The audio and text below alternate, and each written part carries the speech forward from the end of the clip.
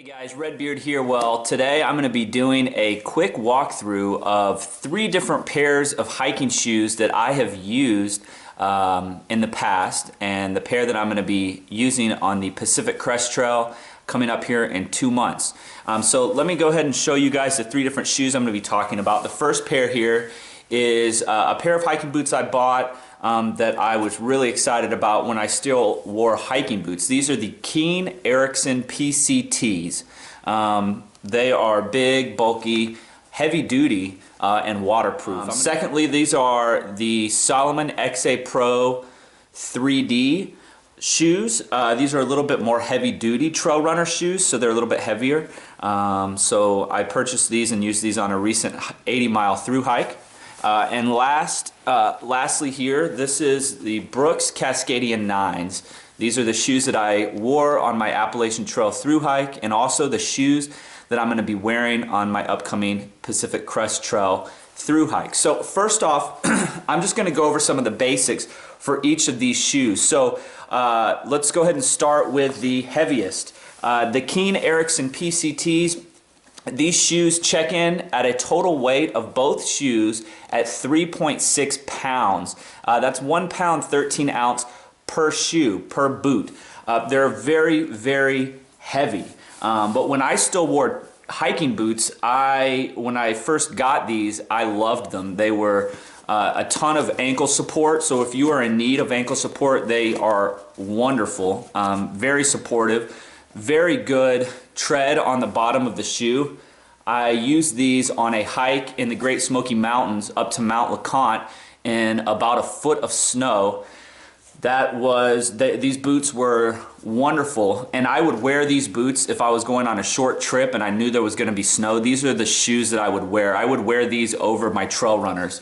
They are waterproof with the Keen Dry system, and they have a great lace system. They lace up very high, and like I said, I've always loved Keen's tread. They have always gripped very well. I've noticed on wet surfaces, snow, pretty much any surface. I have nothing to complain about when it comes to these shoes, when it comes to grip. So like I said, I no longer hike in boots like this. They are very heavy. I found that I twist my ankle quite a bit in these. You just can't feel the ground as well underneath your feet with a big, thick pair of boots like this. And honestly, it's not as good on your ankles. If you have good, strong ankles and you don't have any issues with your ankles, wearing supportive shoes like this over time actually weakens your ankle. So in my opinion, it's better to switch to trail runners or running shoes if you can do that, if your pack weight is light enough. I was thinking about transitioning to these shoes from the Brooks for my Pacific Crest through hike, and I wore these on an 80-mile hike. Was very, very excited about them, and the reason, I've mentioned this in previous videos, but the reason I was switching to these shoes was because I wanted to get a little bit more life out of my trail runners than what I was getting out of the Brooks Cascadias. These are a little bit more heavy duty. People that I knew that were using these on the trail were getting longer, more mileage out of these than what I was getting out of my Brooks, just because of the fact that they're a little bit more heavy duty. So I was pretty excited to make the switch to these shoes. So the reason I am not going to be wearing these, there's actually quite a few reasons. First off, they have this lace system, which I thought was pretty neat. It's just a quick lace system. You just pull it and tuck it up and under. But I really didn't like it. It was actually kind of a pain, and maybe I couldn't even get this to slide sometimes. Maybe that would loosen up as I hiked in these shoes for a few months.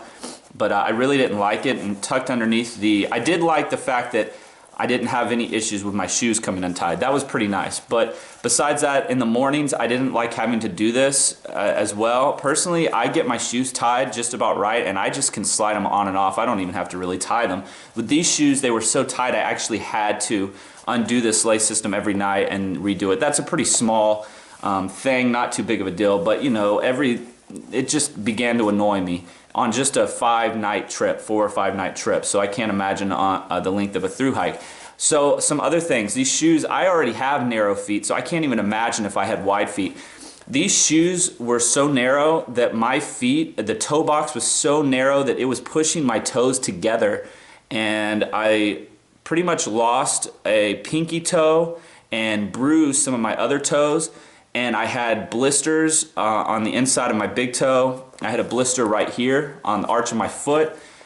It was very, very unpleasant. Not only was it a tiny, narrow foot toe box, the entire top of the shoe was so tight on my foot, even when I loosened it up, that the tops of my feet were killing me. About 2 days into my hike, by the time I finished my hike, I had pain for nearly 2 weeks after my hike. So these shoes were not good. I did not like them. Now I know that over time they probably would improve. So these shoes do have a break-in period. You can just tell just by looking, if you compare it to the Brooks here, how narrow. I don't know if you can tell in the video, but it's so narrow just right here from one side to the other compared to this. This is a brand new shoe that hasn't even been used, and look how much wider it is. It just doesn't, these are just much wider shoes all the way around. They don't fit tightly on your foot. It's great. Honestly, it gives your foot room to breathe, and it just doesn't, you won't have any of the pressure on your foot that you get with these. Now I know, like I said, over time these are going to break in, but one of the things I love about these Brooks is that there is no break-in time required at all. You can buy a brand new pair of these, throw them on your feet, and hit the trail, and you don't have to worry about any break-in period, any unnecessary blisters, any foot pains. Now that could vary from foot to foot, but for me that's what I noticed. So let me finish talking about these and then I'll switch over to the Brooks. So yes, the grip on these Salomons I did like a lot. I didn't have any grip issues, and I hiked in some snowy, kind of wet, very wet conditions, and with leaves, fallen leaves everywhere. So I will say that they held up well. I think they look really good, but that doesn't really matter. The toe box, as far as the toughness on it, is definitely better than the Brooks. If you hit the ground hard on your toe, this definitely is going to protect your toe a lot better than the Brooks will. But besides that, you know, like I said, it all comes down to comfort. And you know, on a 70-80 mile hike, for me to have over four blisters, lost toenail, bruised toenails, pain all over my feet, on just an 80-mile hike, that was an absolute no-go for me. With the Brooks Cascadias, I hiked in those the entire Appalachian Trail and had one blister and pretty much no foot pain. Also guys, as far as the weight is concerned, this is the second lightest pair of shoes between the three, right behind the Brooks Cascadias. These check in at 2.2 pounds. That's for both shoes, or 1.1 ounces per shoe. So these are a little bit heavier than the Brooks Cascadias. These are the Brooks Cascadia 9s, like I've already said. One great thing about these shoes is, like I said, the zero break-in time. I'm pretty certain that everyone will notice that if you purchase these shoes. It's just, you can throw these on. They're like a normal pair of shoes. So some of the downsides that comes with that, I think, is that you're not going to get as long of a life out of these shoes. So I know for a fact that I was getting, on average, about 700 miles, a little bit less than 700 miles on a pair of these shoes. Now, I only weigh 170 pounds, and I got down to as light as 150 pounds through hiking the Appalachian Trail. So I'm not putting as much pressure and weight on my shoes. If you're a bigger guy, or you've got more weight on you, or a heavier pack, that's going to obviously change. My pack weight as well was around 25 pounds at all times. That includes food and water. So you definitely are going to want to have a lower pack weight. I would recommend 30 pounds or less to switch to a pair of trail runners like this. You can still pull it off with a heavier pack, especially if you have good ankles, good knees. I definitely saw people out there using these shoes with heavier packs. So you know, it's really personal preference and, you know, what your comfort level is. But if your pack weight is low, I cannot recommend a pair of shoes like this enough. The tread on these shoes is great. I really have no complaints. They were wonderful. I mean, they gripped really well, and you know, in the rain and the snow, I use these in all conditions: rain, snow, and just dry conditions on the rocks. It worked great. So what I did now, obviously, these are not waterproof. So I would not recommend any waterproof shoes, honestly, especially for a long distance through hike. If you're just going out for maybe a weekend or something, waterproof shoe would probably be fine. But for a long through hike where you got to put these things on every single day, if your shoes get really, really wet, which they will with the waterproof shoe, it'll take longer for them to dry.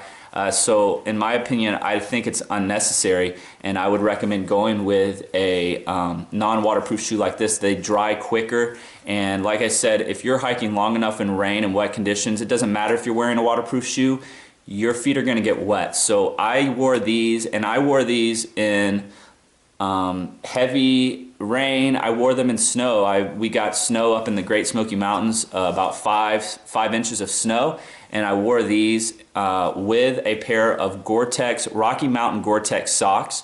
That's what I used. I coupled with these shoes in the wintertime to keep my feet warm, to keep my feet dry. When I was a little bit worried about them getting cold, because my feet pretty much have poor circulation, so they get cold pretty easy. So I paired the Gore-Tex socks with these shoes, and it worked wonderful. Otherwise, though, once it warmed up, there was no need for the Gore-Tex socks. So definitely recommend not going with waterproof versions. They do have a waterproof version of this shoe, but like I said, I don't think it's necessary. So these have your typical normal lace systems.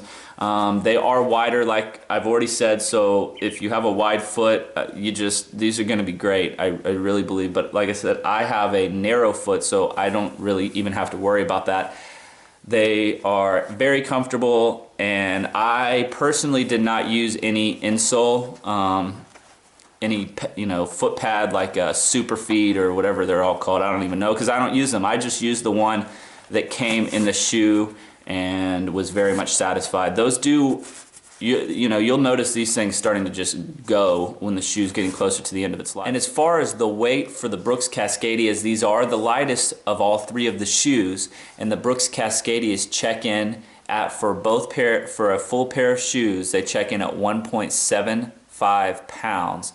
That's 14 ounces per shoe. So definitely the lightest of the three shoes. Let's go over prices real quick. The Brooks Cascadia 9s, the wonderful thing is they just came out with the 10s, so you can get these shoes at a discounted price. I found them online from anywhere from about $70 to $80 to as high as $90 for some of the more popular sizes. So that's a great thing. Otherwise, brand new, the Brooks Cascadia 10s are running for $120 online right now. That's off their website. You might be able to find it cheaper. The Salomon XA Pros are typically right around $130. Now, right now on their website, they are running a sale, and these shoes are selling for $91. I don't know why they've discounted them that much, but maybe they're just trying to promote them a little bit more. So $91 on sale. If you want to buy them, go for it. I wouldn't recommend it, but go for it. And these Keen Ericksons, I bought these shoes over 2 years ago. They are still being sold, and they are selling right now for roughly $170. So the hiking boots are definitely the most expensive. Now, you could probably hike in a pair of these. You might be able to do a whole through hike in a pair of these, or at least close to a whole through hike. So that's definitely one of the benefits of the boots. But like they say, every pound on your foot is equivalent to 5 pounds on your back. Now, I don't know if that's true or not, but I can definitely speak on the fact that I noticed a massive, massive difference when I switched out of a pair of these big bulky boots and went to the trail runners. And I went from this boot to this shoe, literally. This was the first type of trail runner I used backpacking, and it's definitely my shoe of choice from here on. But I noticed just a massive difference. I didn't twist my ankle, like I already said, nearly as much in these shoes. On the whole AT, I probably twisted my ankle less than 10 times over 2,000 miles of hiking.